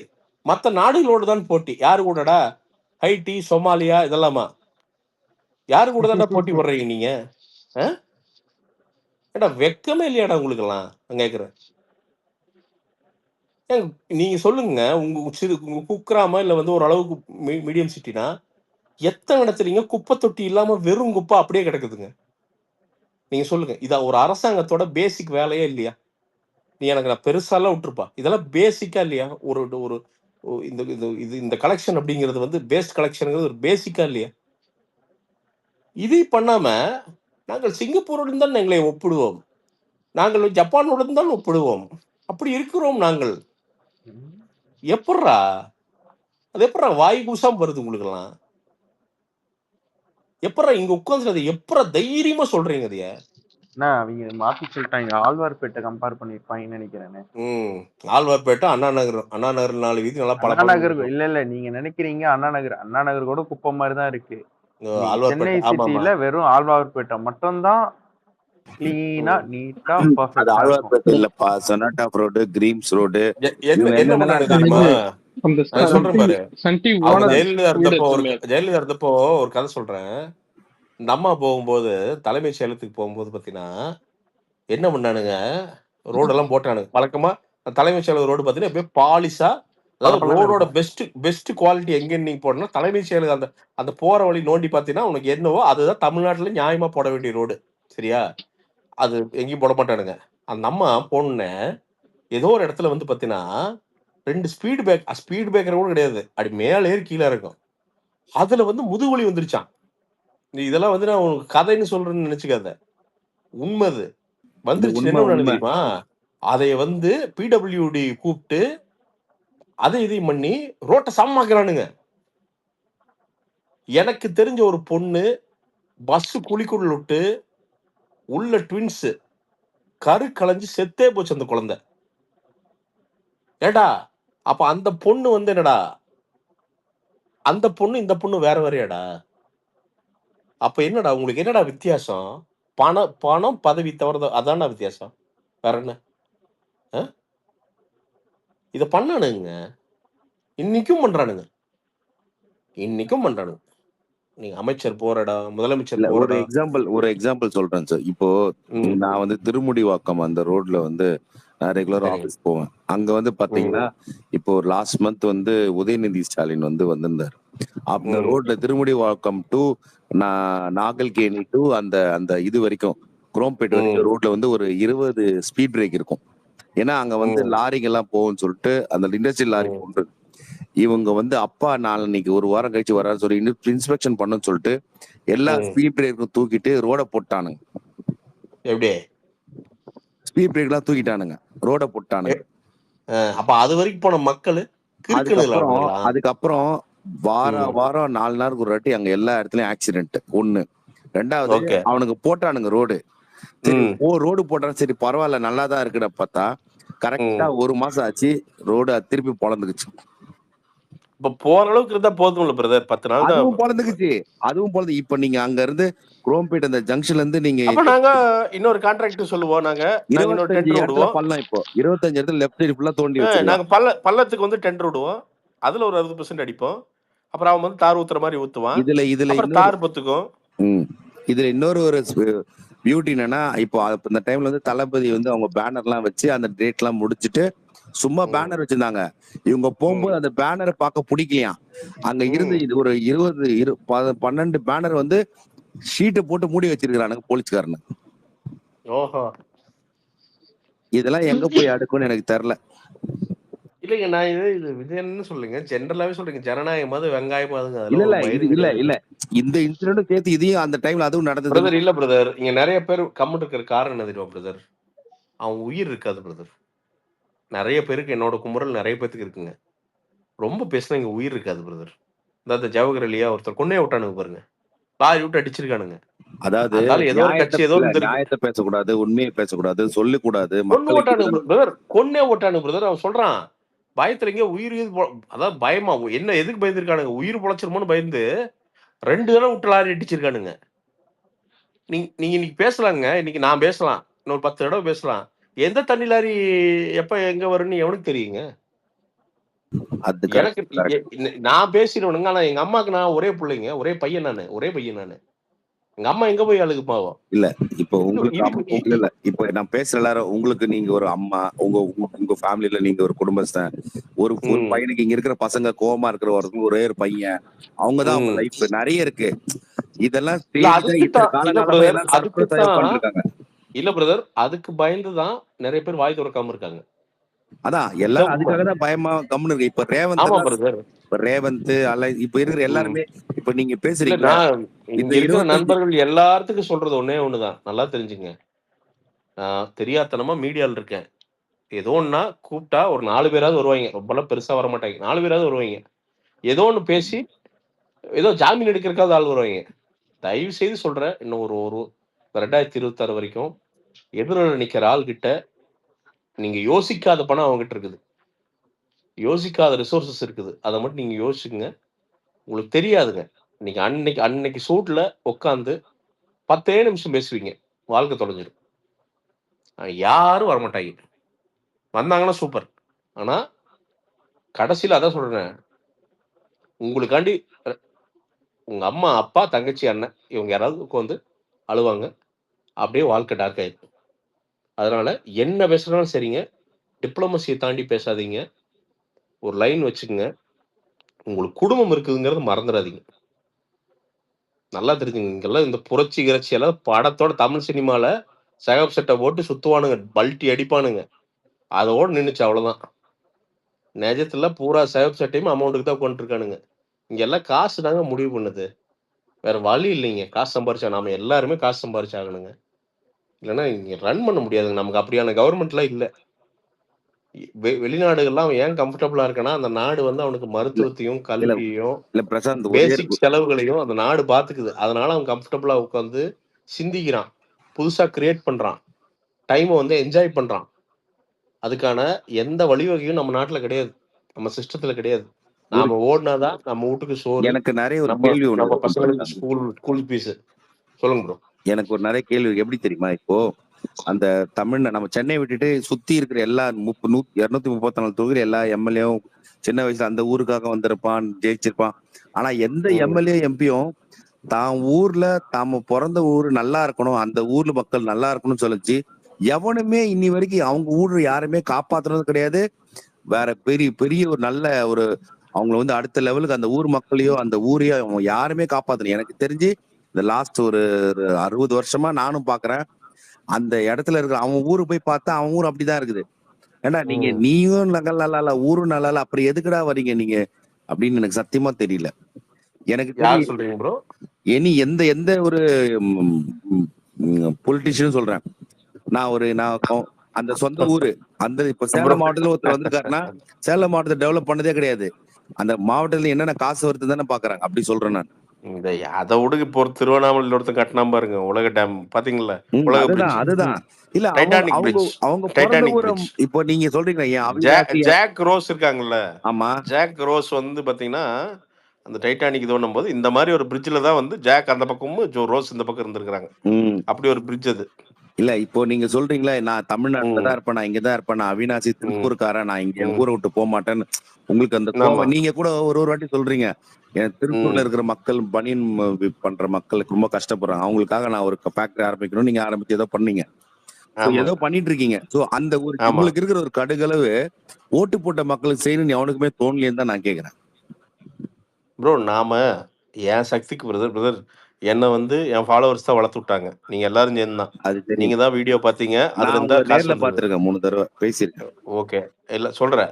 அப்போ நாம என்ன ப்ரோ பண்ண முடியும்? என்ன பண்ண முடியும்னா, என்னால பெரிய உதவிகள்லாம் பண்ண முடியாது. ஆனா, ஒ இப்போ ஒருத்தன் வந்து ஒரு பையன் வேலை கேட்கறான்னு வச்சுக்கங்களேன். ஃபோன் பண்ணி ஒருத்தர்கிட்ட சொல்ல முடியும். "யோவ்! ஏதாவது பாருய்யா" அப்படின்னு சொல்ல முடியும். ஏதாவது ஒரு அசிஸ்டன்ட் டைரக்டர் இருப்பான். "அண்ணே, அந்த டைரக்டர் சொல்லி விட முடியுமாண்ணே?" அப்படின்னு கேட்பான். அது கூட நம்மளால சொல்ல முடியாதா என்ன? சொல்லி விடலாம். இந்த கம்பெனில வேலை பார்க்குறாங்கங்க. இ வாரத்துக்கு எப்படி இருந்தாலும் ஒரு 10, 20 பேர் நான் சொல்ல கம்மியா 25, 30 பேருக்கு சம்பளம் தர்றேங்க. எப்படியோ எங்கேயோ புரட்டி தந்துடுறோம். அதுல 30 குடும்பம் ஏதோ ஒரு வகையில கொஞ்சம் பேசிக் நிம்மதியோட ஒண்ணு பண்றாங்கங்க. இப்ப இதெல்லாம் என்னன்னா, நான் டான்னு அப்படிங்கிறது இல்லைங்க. நான் யாரு? நாம எங்கிருந்து யாரு உருவாக்குனா? திருப்பி என்ன குடுக்குறோம்? ஸோ நான் ரூ. 100 சம்பாரிக்கிறேன். ரூ. 100 குடுக்க முடியாதுங்க. அப்படி குடுக்குறவன் இன்னைக்கெல்லாம் பைத்தியக்காரன் ஆயிருவானுங்க. ஆனா ரூ. 30 குடுப்போங்கிறேன் நானு. ரூ. 70 வச்சுக்குவோம். ரூ. 30 திருப்பி குடுப்போம். அது கூட ஏன்னா அந்த அது கான்ட்ரிபியூட் பண்ணாமீங்க, நம்ம யாரையுமே கேள்வி கேட்க முடியாதுங்க. நீ என்ன பண்ணேன்னு கேட்டா பதில் இல்லன்னா, நம்ம யாரையுமே நாம கேள்வி கேட்கக்கூடாதுங்க. முடியாதுங்க. ஸோ இல்ல பிரதர். எனக்கு என்ன இதெல்லாம் வந்து என்னன்னா, ஒரு ஆற்றாமையில தான் சொல்றேன். ஏன்னா பார்த்தா இப்போ வெறுப்பா இருக்கு நீங்க பிரதர். பேசுனது கரெக்ட். ஏன்னா வந்து பசங்க வந்து கோவப்படக்கூடாது, கொந்தளிக்க கூடாது, அவங்களோட வரமுறையை தாண்டக்கூடாது. ஏன்னா எல்லா end of the day family அவங்களோட சேஃப்டி முக்கியம். எதுவா இருந்தாலும் பார்த்து பேசுங்கன்றது நான் இவங்க எல்லாருமே அதை பிரதர் சின்ன பண்றாங்க. பசங்க இருந்தாலும் பிரதர். எனக்கு அக்செப்ட் நான் பண்ணிக்கணும். ஒண்ணு சொல்றேன் பிரதர். பிரதர் எனக்கு 39 ஏப்ரல் 28 வந்தா 40 பிரதர். ஓரளவுக்கு ஏதோ வாழ்க்கை பார்த்துட்டேன் பிரதர். ஏதோ ஏதோ நான் சொல்றேன் நான். ஏதோ ஒண்ணு ஆச்சுன்னா கூட, போய் ஒரு 30 நாள் கழிதீங்கன்னா கூட, சரி போங்கடா, போய் தின்றலாம். பிரதர் ஒருத்தன் எல்லாம் சின்ன பசங்க பிரதர். 18, 19, 20 வயசுல இப்பதான் பசங்க பையன் இருப்பான். இப்பதான் வாழ்க்கை ஆரம்பிக்கும் அவனுக்கு. ஏதாவது ஒரு பாஸ்போர்ட்லயோ ஏதோ ஒண்ணு பிளாக் டாட் ஒண்ணு குத்தி விட்டானுன்னு வச்சுக்கோங்களேன். அவன் வாழ்க்கை தொலைஞ்சது ப்ரோ.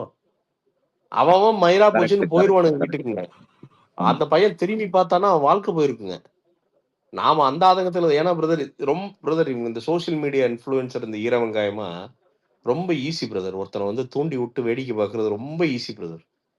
பாத்தீர்களா, பார்த்த அண்ணன் பின்னாடி நாம இருக்கணும் வாங்க அப்படின்னு நான் சொல்லிட்டு நான் போய் வீட்டுல போய் அதான் ஜல்லிக்கட்டுக்கெல்லாம் வந்தானுங்க இல்லைங்க.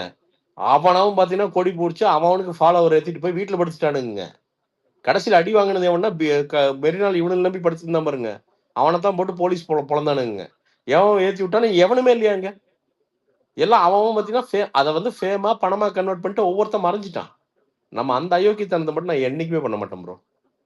எனக்கு நீ சகோதரன் முதல்ல, அதுக்கப்புறம் நீ எந்த கட்சி அண்ணன் விஜயண்ணாவே இருக்கட்டும், யாராவே இருக்கட்டும், எந்த கட்சியா இருக்கட்டுங்க, கண்மூடித்தனமான ஆதரவு யாருக்குமே தராதீங்க. அது நீங்க வந்து அது வந்து சினிமால் இருக்குங்க, தாராளமா சினிமால் இருங்க. அது உங்க பிடிச்ச நடிகர் கண்மூடித்தனமா ஆதரவு தாங்க. அது யார் தாராளமா பண்ணலாம், போங்க கொண்டாடுங்க. அது வேற, அரசியல் வேறங்க. கண்மூடித்தனமா பண்ணவே பண்ணாதீங்க. யோசிங்க, கால்குலேட் பண்ணுங்க, சரியான்னு கவனிங்க, கவனிச்சு எல்லாம் பண்ணுங்க. ஏன்னா நான் வந்து ஏன்னா இங்க நிறைய பேர் என் தம்பிகள்லாம் எனக்கு நிறைய பேர்த்து தெரியும். அதனால சொல்றேன் நான். நாளைக்கு எவனாவது ஒருத்தங்க கட்சி நிர்வாகி ஒருத்தன் நேக்கா அவங்கள தூண்டி விட்டு போய் பின்னாடி உட்காந்துக்குவான். ஆமா, எட்ரா போய் கம்பத்தை நெட்ரா கம்பத்தை இல்லை வெட்ரா கம்பத்தைன்னு நீங்க போவீங்க. அவ்வளவுதான், பிடிச்சி தூக்கிட்டு போயிடுவான். அவன் வெள்ளை சட்டை போட்டு என்ன நல்லா தெரிஞ்சுக்க முடியாது. ஆணாகப்பட்ட புத்தனும் அரசியல்வாதியான அயோக்கியன் ஆயிடுவான் பிரதர். அது ஏன்னா அந்த அரசியல்ங்கிற அந்த தொழில் அது உங்களை ஒண்ணு பண்ணும் ப்ரோ. தொழில் அது ஒரு அது அது அந்த அந்த வெள்ளை சட்டையை போட்டானுங்கன்னா மிருகமா மாறிடுவானுங்க. அதனால நீங்க இந்த கட்சிக்குள்ள இருக்கிறவனுங்க இந்த நிர்வாகிக அப்படின்னானுங்கன்னா நிர்வாகிக இருடி பெண்ணை என்னைக்குமே கட்சி சேரோன்னு முடிவு பண்ணிட்டீங்கன்னா அதோட பாதை வேறீங்க. அப்படி இல்லைன்னா சுத்தமா விலகி நின்றுங்க. நான் சப்போர்ட் பண்றேன் அவரை, ஓகே டன். நீங்க ஹார்ட் கோர் சப்போர்ட், என்னோட ஓட்டு அவருக்கு, என்னோட ஃபேமிலி ஓட்டு அவருக்கு, அவ்வளவுதான். அதோட நகர்ந்துருங்க. பிரச்சாரம் எல்லாம் பண்ணாதீங்க. அது கட்சி பண்ணிக்கு, அது அவங்களோட வேலை. அது அவங்க நீங்க வைங்க. இங்க பிரச்சாரத்துலதான் உங்களுக்கு எதிரான விஷயங்கள் எதிர்கட்சி கம்மிட்டு இருக்காது. ஏன்னா உங்களால வந்து 5 ஓட்டுனா பிரச்சனை இல்லை, 50 ஓட்டுனா விட மாட்டாங்க. ஏன்னா நீ வர்ற எலெக்ஷன் வந்து பிரதர் ஓட்டு பயங்கரமா பிரியும், அது அவங்களுக்கு தெரியும். அதனாலதான் 1.5 லட்சம் கோடி ரெடி பண்ணி உட்காந்துட்டு இருக்காங்க, சும்மாலாம் இல்லை. நீங்க அதனால 10 ஓட்டுனாலும் அது என்னன்னு பார்த்து எவன் பிரிக்கிறானோ அவன் ஆஃப் பண்றான்னு ஒண்ணு இறங்குவாங்க. அதனால ரொம்ப ரொம்ப தமிழ்நாடு மாறணுங்க. யாராண்டா என்னங்க, நமக்கெல்லாம் அதெல்லாம் பிரச்சனை இல்லைங்க. மாறி நல்லா இருந்தா சூப்பருங்க. ஆனா என் கண்ணுக்கு தெரிஞ்சு இப்போதைக்கு அது எந்த விடியலுமே தெரிய மாட்டேதுங்க. பாப்போங்க 2026 மாறுச்சுன்னா ரொம்ப சந்தோஷப்படுவோங்க. அவ்வளவுதான். விடியல் ஒன்னே சிரிக்கிறான் அலெக்ஸ். உண்மைதான்டா அலெக்ஸ், விடியல் விடியலுங்கிறானு வாயில தான் சொல்றானுங்க அலெக்ஸ். எங்கதான் விடியுது அலெக்ஸ்? டெய்லியும் பொழுதுதான் விடியுது. அதாவது பொழுதுதான் விடியுது, இஎம்ஐயோட விடியுது பொழுது. இல்ல பிரசாந்த், உங்களை வந்து நான் வல்சர்வாக்கம்ல நீங்க ஒரு ஆபீஸ் வச்சிருந்தீங்கல்ல? சொல்லுங்க. வல்சர்வாக்கம்ல ஃபர்ஸ்ட் அங்க அந்த பிகே கேமரா பையனோட தான் நான் உங்களை பார்த்திருக்கேன் ஃபர்ஸ்ட் டைம். ஒரு வந்திருந்தேன் நானும், ஒரு 3 பேர் வந்திருந்தோம். ஒரு 4 தடவை மீட் பண்ணிருக்கோம் உங்களை. Okay super. அது ஸ்டார்டிங்ல நம்ம ஞாபகம் இருக்கும்னு நினைக்கிறேன் உங்களுக்கு. தெரியுங்க 2017 18 அதில் நிறைய கதை சொல்லியிருக்கானுங்க. சொல்லுங்க, தலை சுத்துற கதையெல்லாம் கேட்டிருக்கேன், சொல்லுங்க. இல்ல அதான் நவீன் கணேஷன் அந்த டைரக்டர், அவர் கூட வந்திருக்கேன் நான். ஓகே. இல்லண்ணா இங்க பிரச்சனை திருமணே எல்லாமே பேசிக் ஆன விஷயங்கள் போய் சேர்ந்தாலே போதும்ண்ணே. பெருசா நீ லாவிஷா தூக்கி நீ வந்து பெருசா பண்ண தேவையில்ல. பேசிக் நீட்ஸ் அதை ஃபுல்ஃபில் பண்ணாலே முடிஞ்சிருச்சு. நம்ம கவர்மெண்ட் நாளைக்கு ஜப்பான்ல இருந்து நீ ட்ரெயின் இம்போர்ட் பண்ணி 400 கிலோமீட்டர் ஜொயின்னு வந்து இங்கிருந்து திருநெல்வேலிக்கு வந்து நாங்க 2 மணி நேரத்துல போகணும் அப்படிலாம் நாங்க கேட்கல. ஐயா குப்பை போடுறாங்கய்யா, அதை கலெக்ட் பண்றதுக்கு ஒரு குப்பை தொட்டி வைங்கய்யா. இதெல்லாம் ஏன் பண்ண மாட்டேன்றாங்கன்னு நினைக்கிறீங்கன்னு? திருட்டு ப்ரோ, வேற என்ன? இல்ல நீங்க இது எனக்கு திருட்டு தாண்டி இதுல ஒண்ணு இருக்குன்னு நான் உங்களுக்கு சொல்றேன் ப்ரோ. மேட்டர் என்னன்னா ஓட்டை விலைக்கு வாங்கிடலாம், ஓகேவா? பேசிக்கா வந்து என்னன்னா இன்னொரு தடவை ஆட்சிக்கு வர்றதுக்கு நல்ல ஐ மீன் சாதனையை சொல்லி எல்லாம் எவனும் ஓட்டு போறது இல்லைங்கிறது அவங்களுக்கு கிளியராகவே தெரிஞ்சிருச்சு. அமௌண்ட்டு எப்படி எப்படி கொடுத்தா எப்படி ஓட்டுவாங்களா அப்படிங்கிற அந்த buy and get and buy அது என்ன ஆஃபர் தான் 1+1 அந்த மாதிரி ஆஃபர் தான். அந்த ஆஃபர் எப்படி கொடுத்தா இவங்க ஓட்டு போடுவாங்க அப்படிங்கிறது தான் ஐடியா.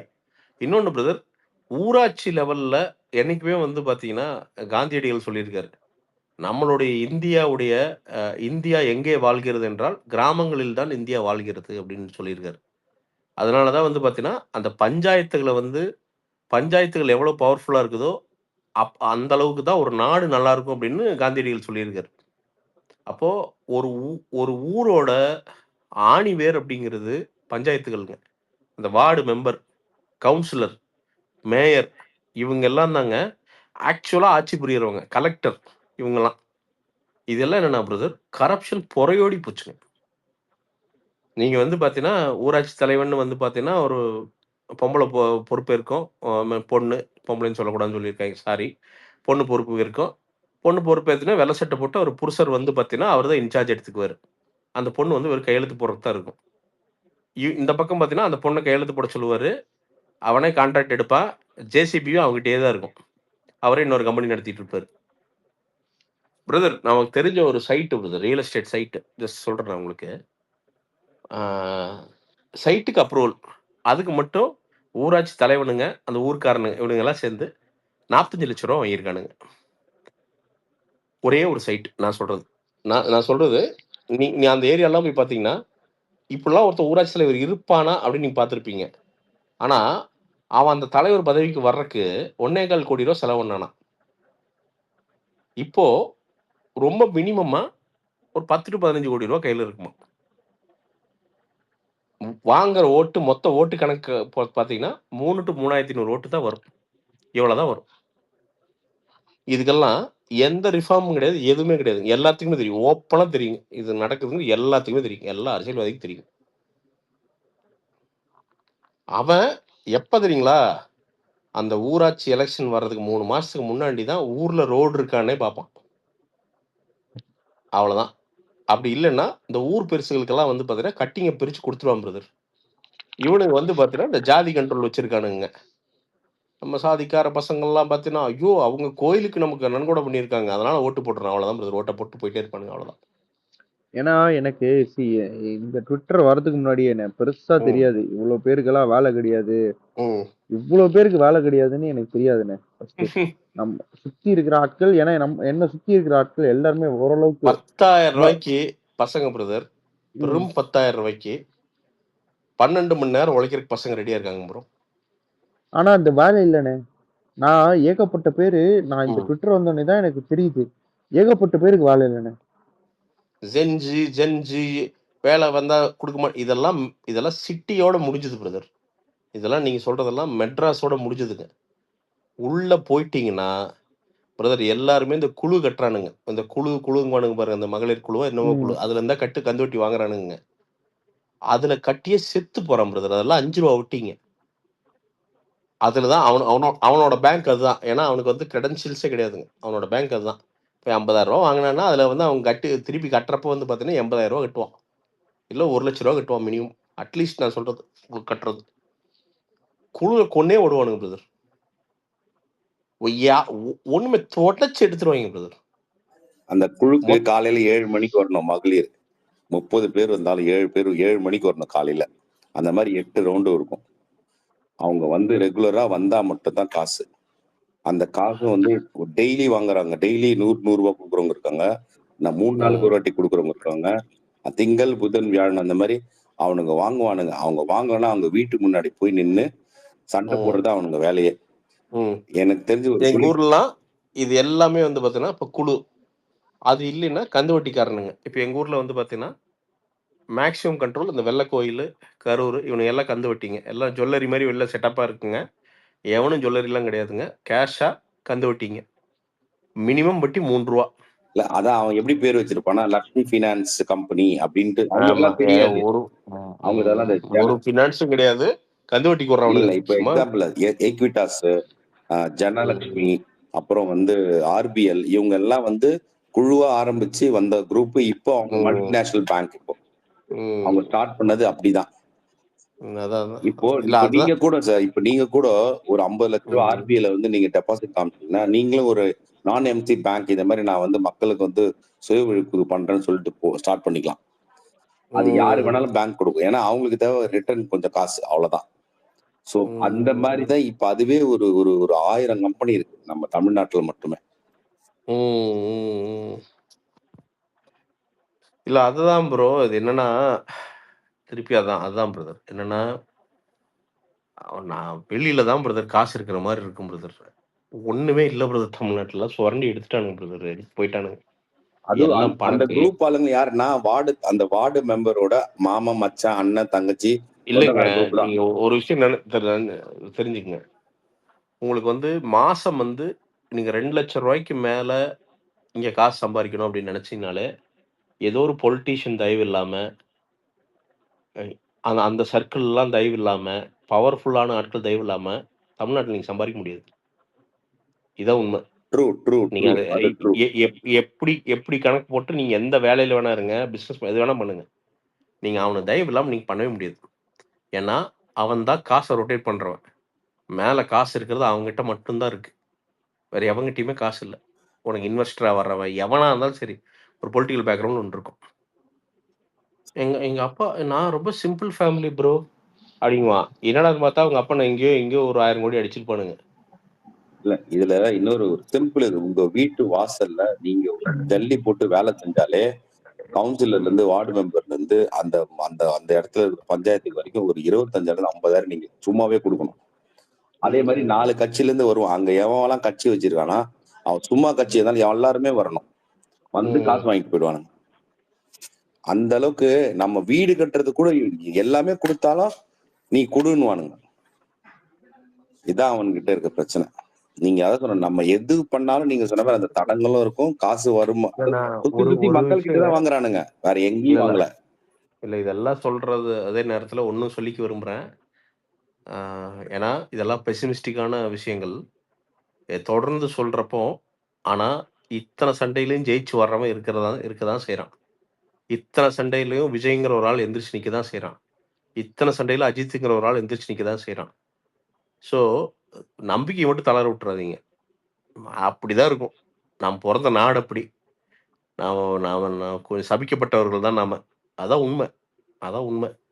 இப்போ இவனுங்க எப்ப மாறுவானுன்னு இப்ப இந்த தெரியாது. மக்கள் ஆனா கோவம்லாம் எதுக்கு தெரியுமா அது வருது? ஒரே ஒரு விஷயம். ஒண்ணு வந்து நம்ம வந்து இந்த மெடிக்கல்ல நம்மளுக்கு வந்து எந்த சப்போர்ட்டும் கிடையாது. படிப்புன்னு போய் நின்னா அதுலயும் பிரச்சனை.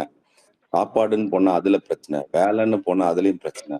ஒரு பையன் நல்லா படிச்சு அவனை ஒரு காலேஜ் சேர்க்கிற வரைக்கும் பையனோ பொண்ணோ அவங்கள கொண்டு போய் அந்த முதல் சம்பளம் வாங்குற வரைக்கும் கூட்டு போய் நிக்க வைக்கிறதே நமக்கு பெரிய போராட்டமா இருக்கு. இன்னைக்கு இருக்கிற ஸ்டேஜுக்கு ஒரு பையன் படிச்சு அவன் வந்து ஃபர்ஸ்ட் சம்பளம் வாங்கி அவன் சந்தோஷமா அந்த ஃபர்ஸ்ட் சம்பளம் வாங்குற வரைக்கும் அவனை கண்ணுங்கிறது. ஏன்னா எந்த பிரச்சனையும் இல்லாம அவன் ஃபர்ஸ்ட் ஒழுங்கா போய் நிக்கணும்ல, வேலை செய்யணும்ல. இதை சுத்தி வேற அவனுக்கு சுத்தி அந்த கெட்டது எல்லாம் டாக்ஸிக் எல்லாம் இருக்கு. அதெல்லாம் தாண்டி அந்த இல்லங்க. பையன் வரணும். ரொம்ப சிம்பிள்ங்க. சிஸ்டத்த தெரிஞ்சுக்குங்க.